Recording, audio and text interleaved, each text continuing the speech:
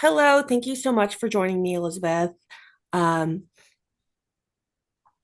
I understand that you previously have been a school adjustment counselor. Yes. Oh, awesome. And where I know that, do you know if is there a difference, I guess, between school social worker and school adjustment counselor? I've always been under like the assumption they were the same, but is there like a technical difference?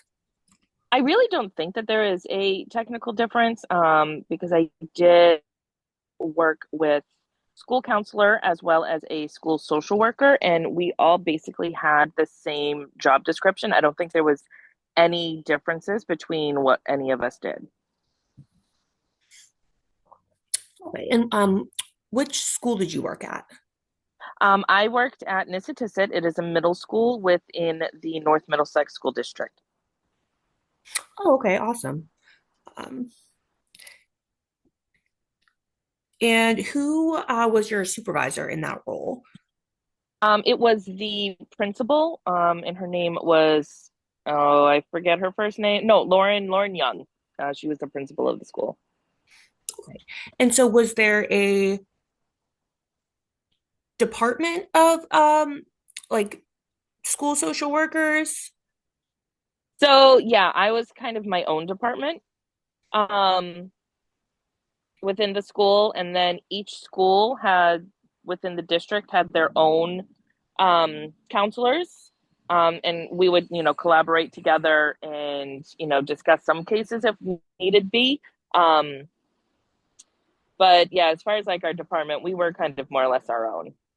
And the school, or I guess the area that you worked in, was it more rural or just like were you the only middle school in the town, or was it like more So we're more suburban rural. or Yeah, we're more rural. We're a regionalized district, so there's three separate towns. Um, and everybody is regionalized when they get up to the high school. Two of the towns have a middle school. So the town that I was in had its own middle school and its own elementary school. And then they combined for high school in a neighboring town. oh, okay. Um, and so who, I guess, and what determined your caseload? Like, were you, I guess, in charge for working with every grade level at the middle school, or did you For separate it? me at my middle school, yes, I worked with fifth through eighth grade. The majority of my caseload I got from the special ed department.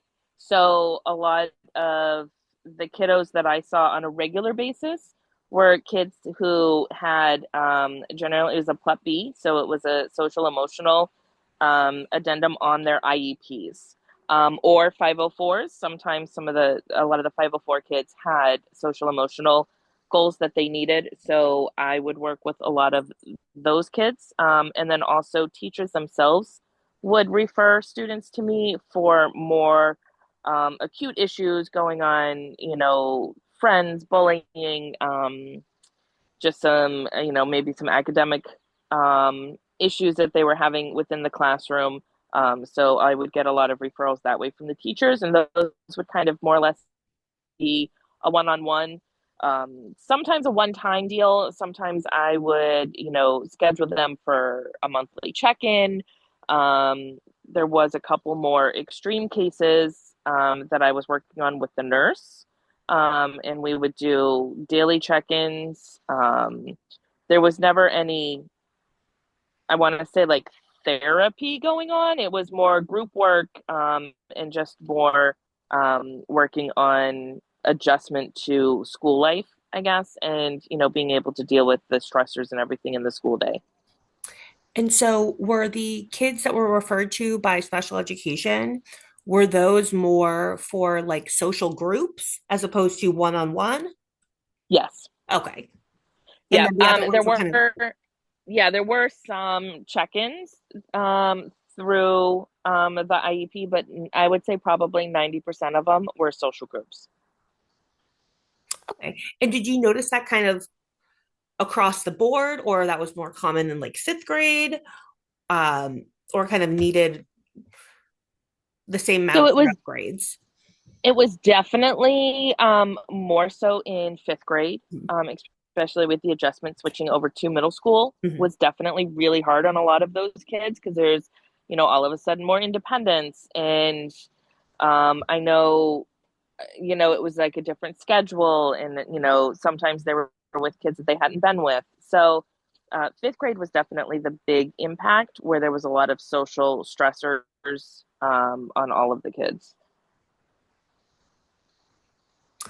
Okay. And so it kind of sounds like you were the only member of the social work, quote unquote, social work team.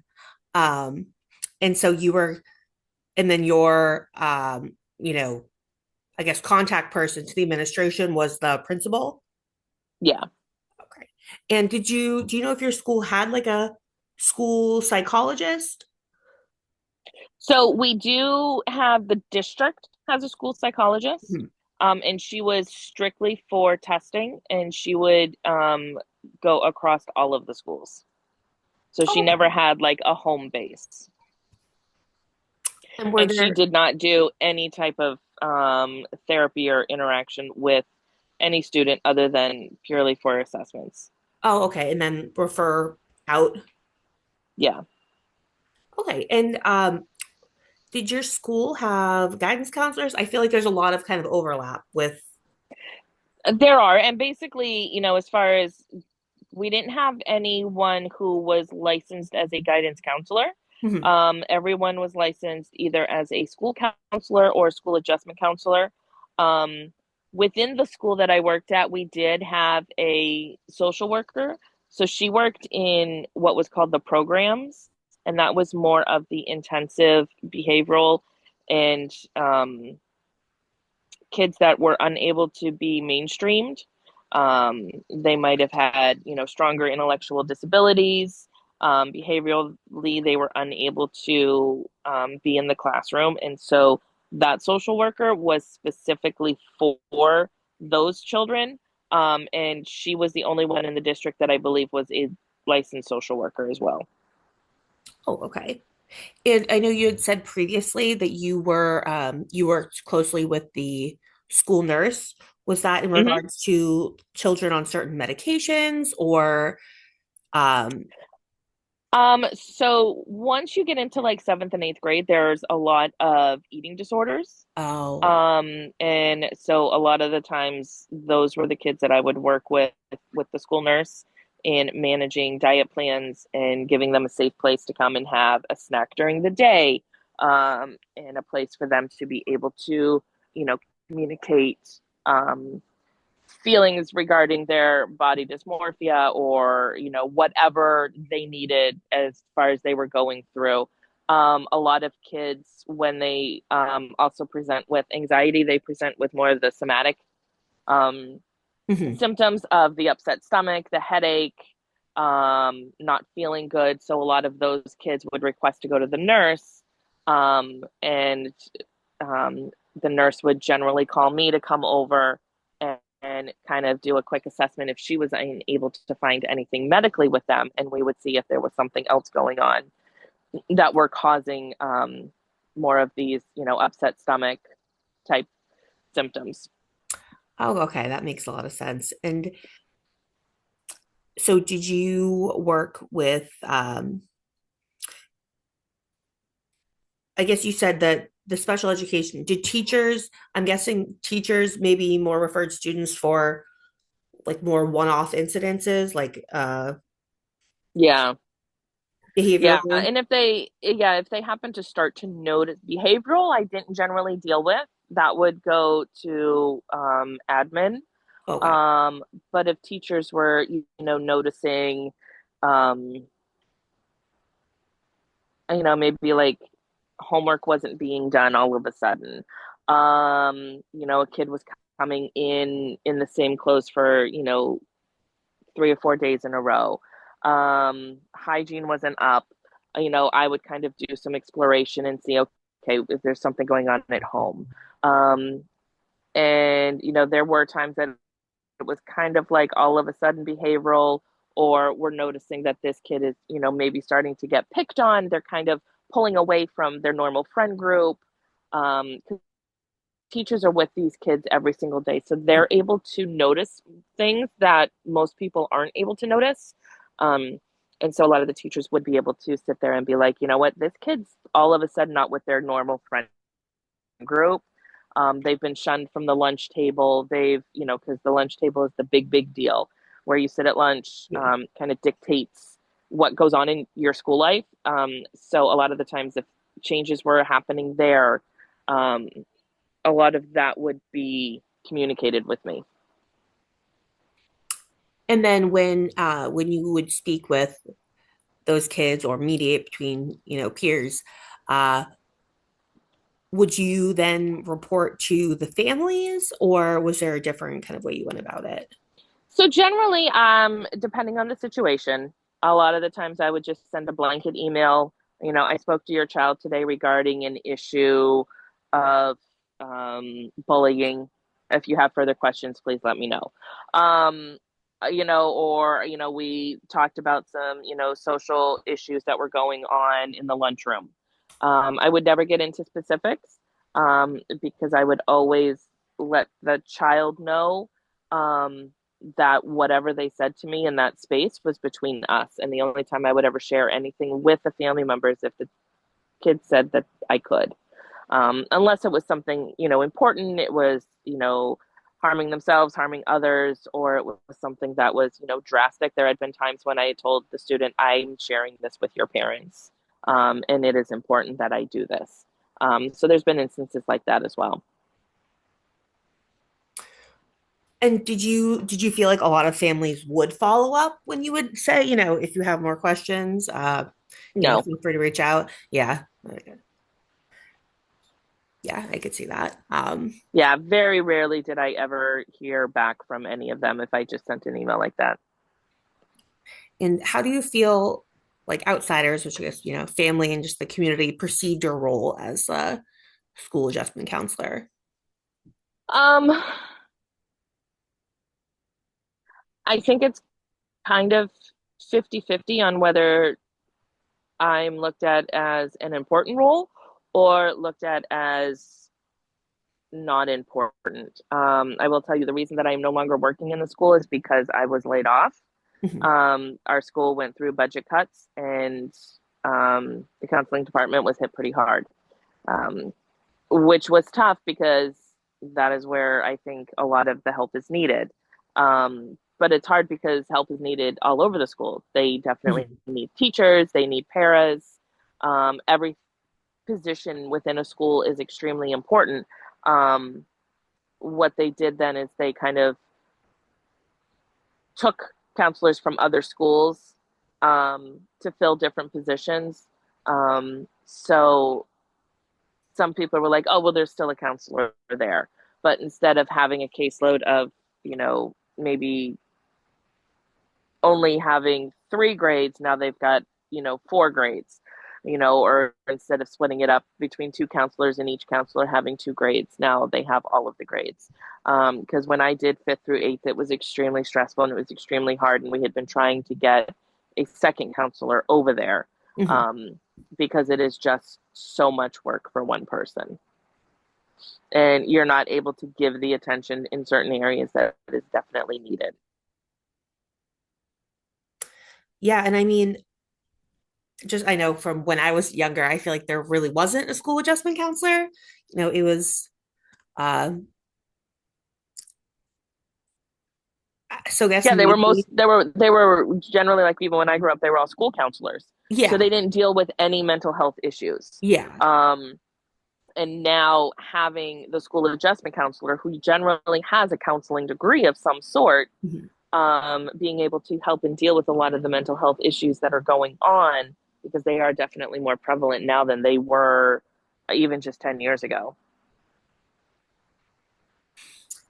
And so yeah, do you think from like an outsider's point of view, maybe parents thought like, well, I didn't have one, so yeah, we don't. I think so. And I think a lot of people now also look at some of the things going on in the mental health world as being attention seeking or they're just doing this to fit in with everybody else. Hmm. I think some of the perception is, yeah, it's not needed as much as they think it is. Um, and kind of going into that, were there any sort of political issues, either local or national, while you were working there that you feel like impacted your work? Oh, absolutely. I mean, like I Yeah. said, we were going through an override at that time, and everything was political. Everything, was, I don't want my taxes to be raised. The school is mismanaging their funds. This person is making too much money. They should take a pay cut. I don't want to pay for this. And then it was, it kind of ended up being the older population against the younger population. Why should my taxes rise? I don't have kids in the school anymore. It became extremely political. And it was hard because I knew if the override didn't pass, I was going to lose my job. Yeah. So it was very hard speaking to people and hearing them not wanting to pass the override and knowing it was going to affect me personally. Yeah. And I'm sure having to stay, neutral when, Yeah, speaking with people was really difficult. right. Because I didn't want to be like, thanks, guys, you're making me lose my job, Yeah. Yeah. even though I really wanted to say that. Yeah. And I'm sure, people you don't think the direct person that it's affecting. Exactly. Um, okay, well, thank you so much. So I guess the next part of the interview is assessing the mental health of the school that you worked in light of the following considerations. And so, to what extent do you feel the school that you worked in integrated comprehensive approach to school counseling and mental health services? I think they did a really good job with that. I was included in all of the monthly meetings with the grade teams because we had teams for each grade. So there was like 3 or 4 teachers for each grade, and they would have monthly meetings. I was always included. We would always talk about kids that were on my caseload, kids that they had worries about. Um, Everybody was generally pretty open with communicating with me and really keeping an eye out on these kids and seeing who needed some extra supports. Oh, that's great. Yeah. So you would have monthly meetings with fifth through eighth grade of kind of all the teachers, and they would kind of give you an update on everything. Did you feel Yep. like so? I guess my question is, do you feel like you were kind of in charge in those meetings, or it was more like collaborative?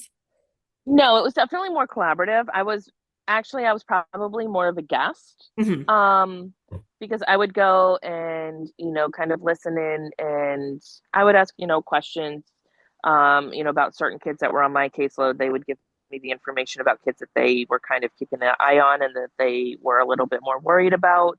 Um, and then generally there would be follow-up questions throughout the next few weeks. We would there was always email communication um, about situations.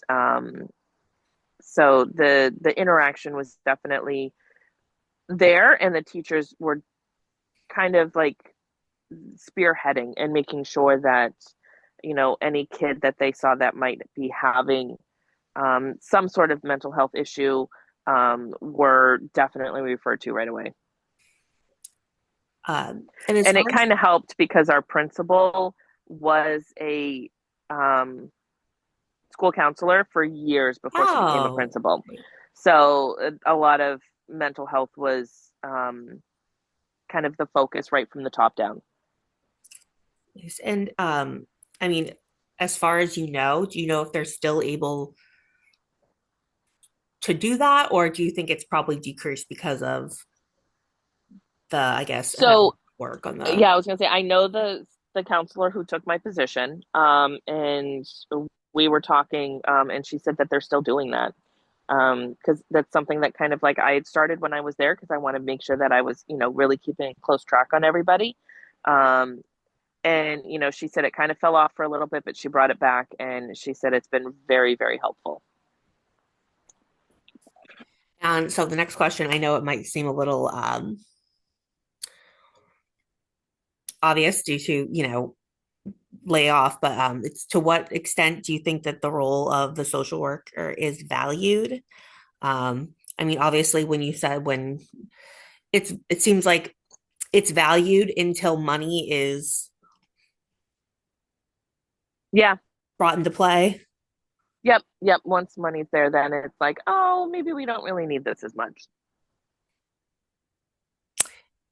Yeah, which is yeah, unfortunate. Yeah. But it seems like everyone in your school, like the teachers and administration, valued the role of school social worker. It was more of a political and financial Yeah. issue. Yeah, and Yeah. so, Definitely, especially in my school, I definitely felt that way. mhm. And you had mentioned that the principal was previously a school counselor, and Yeah. so you think it was definitely like incorporated into the overall mission of the school. Definitely, I think so. Um, and I know that a lot of schools now are kind of, I feel like the counselors and administration are almost doing like a restorative justice approach where it's more, talk about behavioral issues. Um, Hmm. do you feel like your school implemented that, or was there kind of a divide between, disciplinary and, um, I guess, restorative justice? I think there was more of a divide. Um, Definitely, especially when it comes to discipline and certain behaviors. Um, at times, the consequences did not fit the actions. And I think that was viewed many times. There were also times when, definitely, I think the consequences could have been harsher Mhm. for what was done. But I feel like that's everywhere. Like, not everybody is always going to have their opinions, not maybe even opinions, but their thoughts about situations aren't going to coincide with everybody else. Certain, um, especially admin, it's hard because you do have to weigh, the consequences to the actions, but you also want to be um, the same across the board, which is really hard to have consequences the same for certain situations and certain individuals that maybe have different things going on. Mhm. Um, so it's really really hard, especially from an outsider's view, to not understand all of the nuances within there. And we talked a little bit previously about um, the school's relationship with the local community, and you kind of Hmm. said that they're once again great until money gets involved. Yep.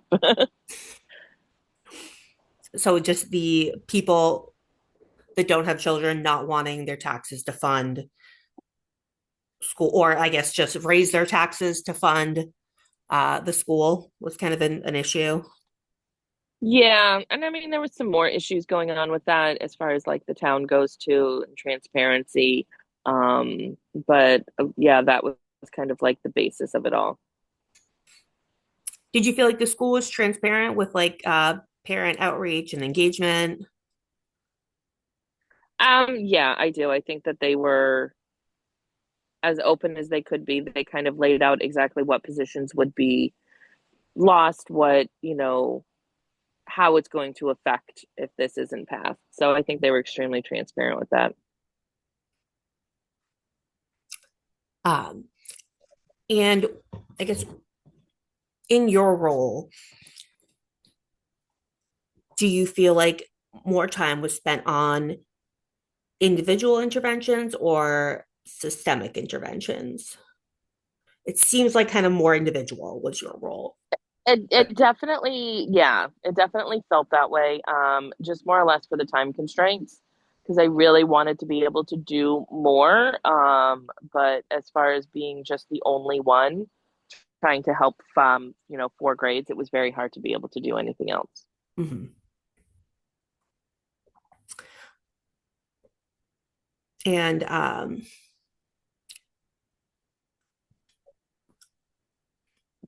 besides, I guess, taxes, was there any like federal education legislation that you can think of that impacted your school, the Race to the Top bill, or any sort of like, Um, I don't know if it was federal, but I know that there was state because a lot of the regionalized schools, the formula, we lost a lot of funding, which is why a lot of regionalized schools were looking for overrides, and it's been really tough for a lot of schools. mhm, Um, I know there's the 211 bill that's trying to be passed right now, which is going to redo the formula for regionalized school districts to get more funding. And I don't know how far up as far as federal that goes, but I can just tell you that's what, as far as state is going, as far as Massachusetts mhm. goes. Um, and I know because, a lot of people in our community have been fighting really hard for that. Um, and I understand now, are you working on like continuing your education now? I am, yep, I am in a clinical and school psychologist program earning my doctorate. Oh, wow, that's awesome.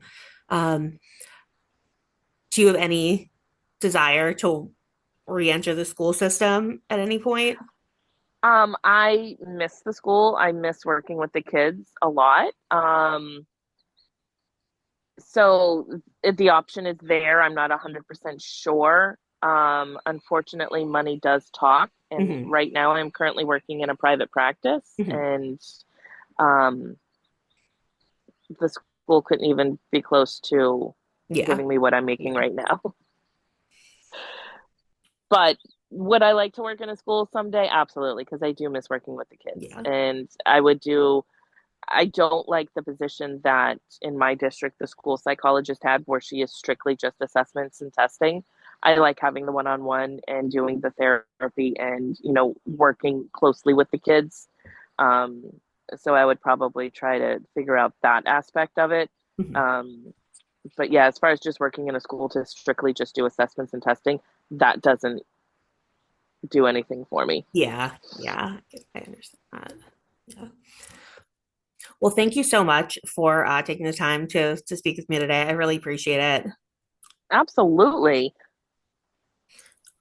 Thank you so much. And